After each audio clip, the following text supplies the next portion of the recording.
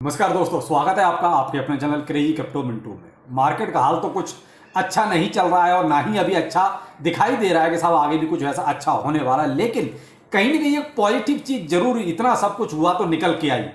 Pavel साहब ने एक इमरजेंसी मीटिंग रखी है। क्यों रखी है, उसमें क्या होगा, क्या होने वाला है, चलिए इस वीडियो में आपको कंप्लीट बताते हैं। और देखिए, जो वर्ल्ड वाइड जो चीजें हैं वो बिगड़ रही हैं और ज्यादा से ज्यादा बिगड़ने की कोशिश कर रही हैं, तो उसमें क्या क्या है वो भी आप बताते हैं। इसका मार्केट पर क्या इंपैक्ट आएगा वो भी आपको बताते हैं। तो अच्छा लगे तो लाइक सब्सक्राइब जरूर कीजिएगा। आजकल यही चल रहा है। देखिए, माइनिंग पर भी उतना ज्यादा फोकस है नहीं।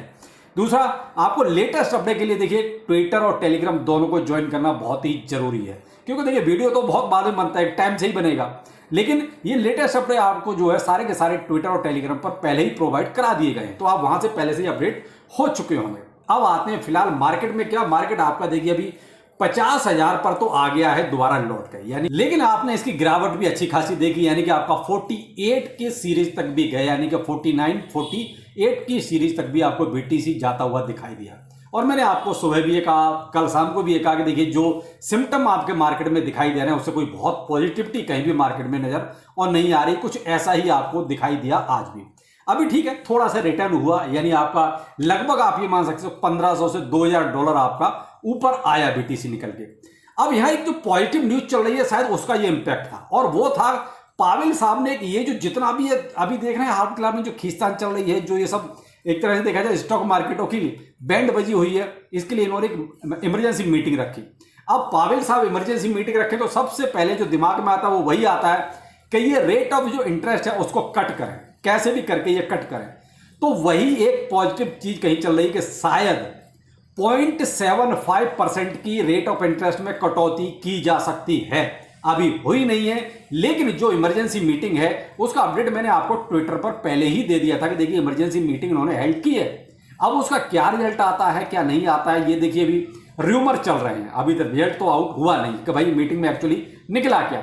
लेकिन जो एनालिस्ट है या जो अंदर की खबर निकालते हैं वो तो यही कह रहे हैं कि यहां पर अभी इमीडिएट ये जो है 0.75% की कटौती कर सकते हैं, और दूसरी कटौती ये जो है नवंबर में जाके 0.75% की कर सकते हैं, यानी कि टोटल इनको 1.5% की रेट ऑफ इंटरेस्ट में कटौती करनी है।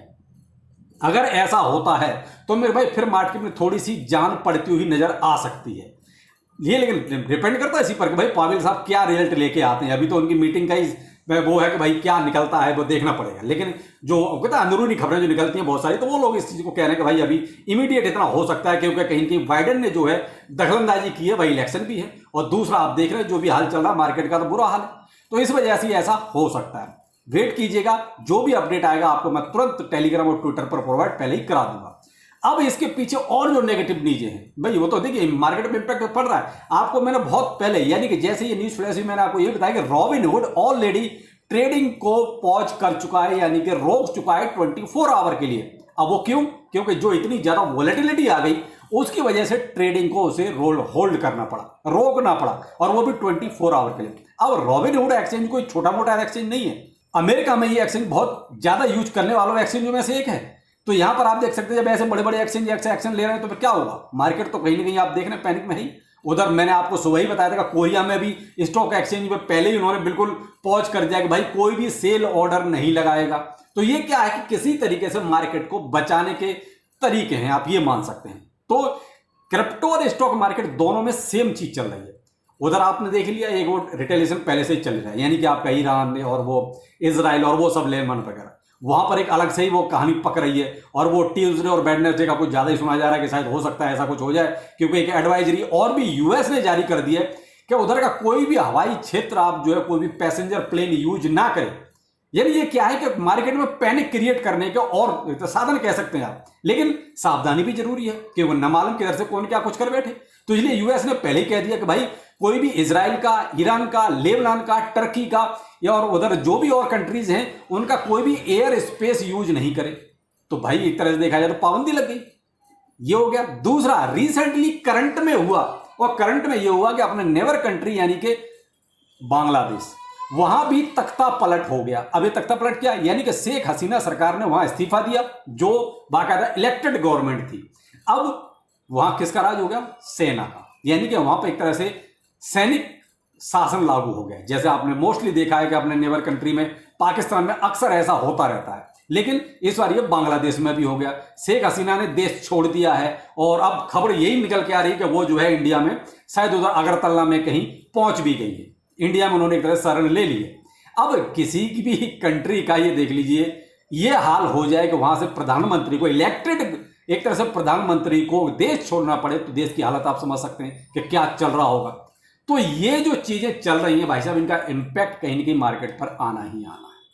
इधर एक इलोन मस्क का आपने मेरे ट्विटर पे इसको शेयर भी किया था कि यूके में जो है गृह युद्ध छिड़ने जैसे हालात हो गए हैं। मैंने इसको ट्विटर पे शेयर किया है, आप देख सकते हैं उसी को। तो ये बड़े बड़े लोगों की कमेंट है ना, ये हम जैसे आप जैसे छोटे मोटे लोगों के तो है नहीं, ये बड़े बड़े कमेंट देखिए मार्केट पर बहुत इंपैक्ट डालते हैं।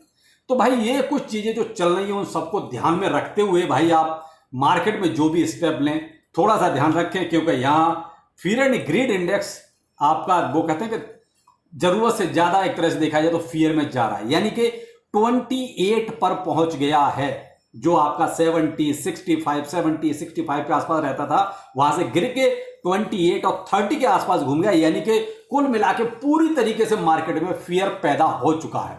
अब आप कहोगे सर अब हम क्या करें, हमारा तो पोर्टफोलियो फिर से 90% डाउन में चला गया। बिल्कुल मेरे पास कुछ इसी तरह के कमेंट है, जिसमें ये दिखाया गया कि भाई देखिए सर हमारा तो 80% गया, हमारा तो 85% गया। बिल्कुल गया होगा, ये मार्केट के सीन है, यहाँ कोई कुछ नहीं कर सकता।